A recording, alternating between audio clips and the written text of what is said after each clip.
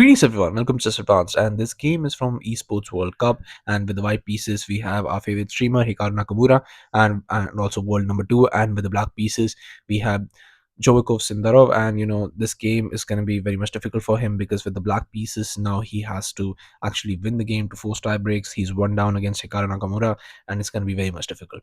So without further ado, let's start with this game. Nakamura starts with e4, and we have e5 by Hokov, and we have knight to f3, knight to c6, and bishop to b5. Hikaru chose to go for Ru Lopez, and we have a6, Morpheus defense, but they're not going with the bishop back, but instead going for the exchange variation. We have bishop captures, d captures, and just castles, and here bishop to g4 and just h3, bishop to h5, d3, and here not going for any fancy lines by Hikaru, just pushing it, trying to trying to just give Hoko any chances. You don't want to do that. Here bishop to d6, knight bd2, and here just knight to e7. And here after rook to e1, we have knight to f6, knight to f1, and remaneuvering those knights, and we have c5. And here just c3, but now just a5. Now just queen to d7, and here a3, and now just going for this a5.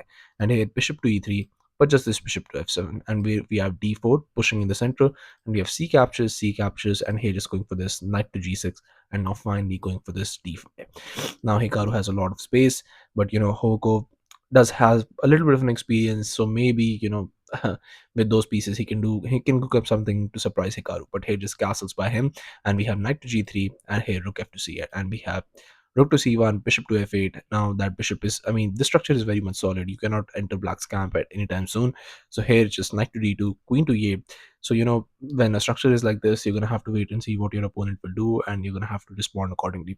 Here bishop to c5, asking for a trade. So bishop captures, rook captures, but just knight to f4.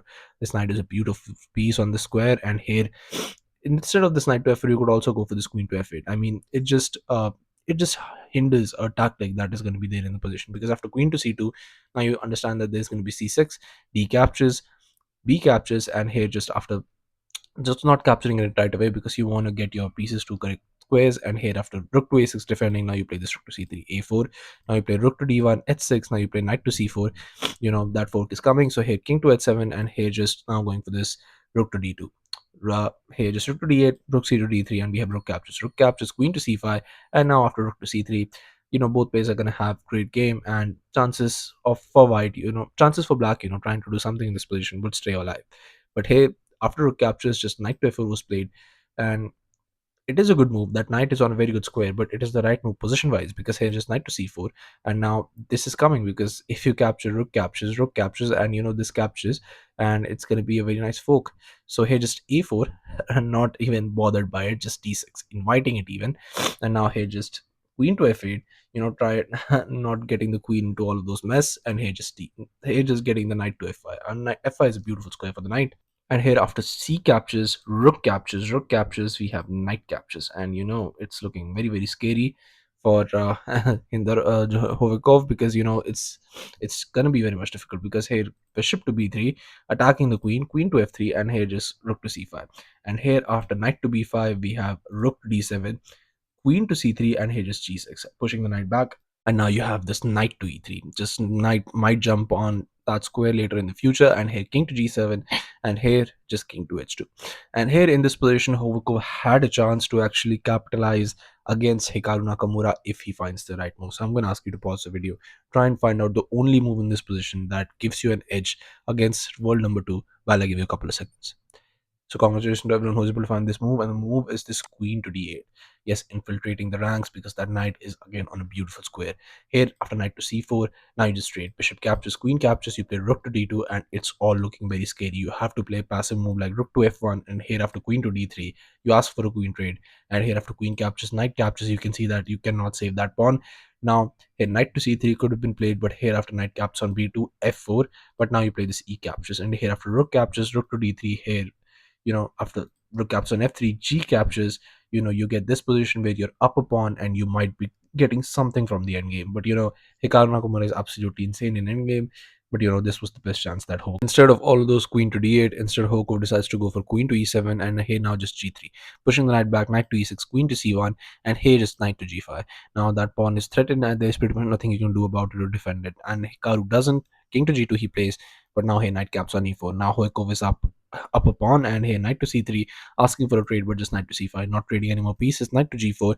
Now that is very much an idea, and fork is also on the rim, but fork doesn't do anything in this. Knight to d3, but now queen to h6 check. King moves, rook to e3, and here king to g7, queen to g7, asking for a trade. If you trade, you're completely lost. So queen to h4, and here just g5, attacking the queen. Knight to h6 check. King moves, and here just queen to g4, attacking the rook, so you cannot capture the knight. And here just rook to d8, but here just knight to f5, attacking the queen. Queen to d7, and here now going for this knight to e3. And now bishop to d5 is coming, so bishop to d5, you know that knight is pinned, so here is king moves, but here bishop captures, queen captures, knight to c5, queen to f3, but now queen to d1 check. And now queen trade is going to be forced, and here king to f2, queen captures on f3, rook captures, and here rook to d3 was played. But instead of this rook to d3, I think there was a better move in this position, which was rook to d2. And now you can see that that knight is jumping, and you know you're going to have immense pressure on the f2 pawn. Rook is going to have to remain on the f2 pawn for the rest of the game. It's going to be very much difficult. Now if you play knight to e3, you get king to g7, knight to c4, rook to c2, and here this knight moves. I'm going to capture this pawn. Knight to d6, king to d6, but after here king to f1, you get rook caps on b2. And now after rook to c3, attacking the knight, finally just b6 defending, and here just rook to c4, just targeting the a4 pawn, but after h5, now I get knight to c8, but here knight to d3, and it's just very looking very scary, because here rook caps on a4, rook caps on f2 with a check, king moves, rook to f3, targeting the g3 pawn, so you're going to have to defend it with the king, king to h2, but just knight to e1, and you know, with this is just looking very bad. And here knight to e7 check, king moves, knight to d5, targeting that pawn, but here just rook to d3, attacking the knight, knight captures, h4, and here after g captures, now you just first give a check, king moves, check, and here after just king to g1, now you get this rook caps on h3. So we have a 3 to none advantage on the king side, and you know, I mean, if this is not winning, I don't know what is. But here after rook captures, just rook to d3, asking for a rook trade, it could give Hikaru some chances here. And here just knight to e3, king to g7, but just h4, and here h6, g4, but just g captures, and here rook to h3, king to g6, rook captures. We have this rook to b3, knight to f5, and here knight to e4. And here knight captures with a check, rook captures with a check, and here is king moves. And this is all looking very much scary, because the king is getting into territory inside the rook and knight's camp. It could get very much difficult from here. And here just rook to h7, king captures on g4, and here just knight to e3 check, king to g5, and then rook to g7 check. And all you had to do in this position is you have to get away from here. But in this position, Hovakov Sindarov missed everything. He played rook to f4 check, and now you can see the bar shoot up immediately, because unfortunately for Hovakov Sindarov, even after getting all of these pawns in a completely winning endgame, you get mate in one against Hikaru Nakamura. He immediately spotted it, and it was just on move 59 that, you know, Hovakov Sindarov got checkmated, and Hikaru Nakamura won 2-0 against Hovakov Sindarov. So he is proceeding to the next round. So yeah, thank you all for watching. I'll be coming back with games like these, so stay tuned for that, and I'll be seeing you guys very, very soon. Thank you all. Go ahead.